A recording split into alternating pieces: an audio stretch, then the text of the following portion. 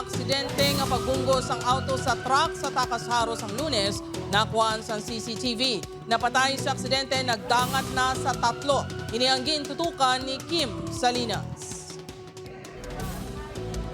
Paggauta sa mga kamuhi ang nangin resulta sa makahalunusbong aksidente nga nagluntad sa Barangay Takasharo Lunes ang kaagahon. Nahibaloan niya sa investigasyon sang kapulisan, nag-overtake ang auto sa ginasundan niya pick-up kag wala makabalik sa lane siya rason nga nakabunggo sa nasugata nga wing van.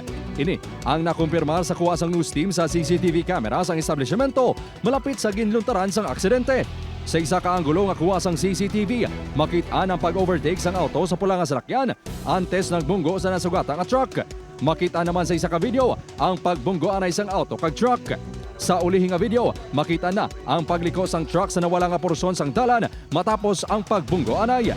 Hindi pa matungod sang kapulisan kung nakainom ang driver sang salakyan nga si Kim Joseph Sumagyo matapos sila nagsinadya sa Dinagyang Festival upod sa 7 ka mga sakay sini. Apang suro sa Iloy City nga eksklusibo na interview sang news team, wala nagainom ang iya bata.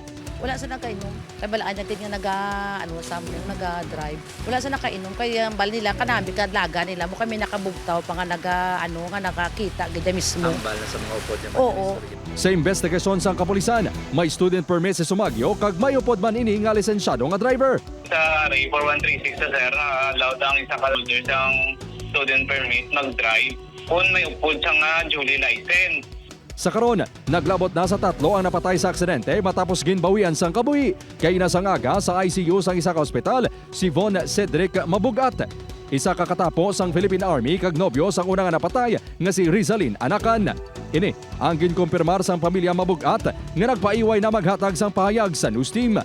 Padayon naman ginabulong ang estudyante nga si Ella nga taga Bacolod City nga nabali ang natuo nga tiil.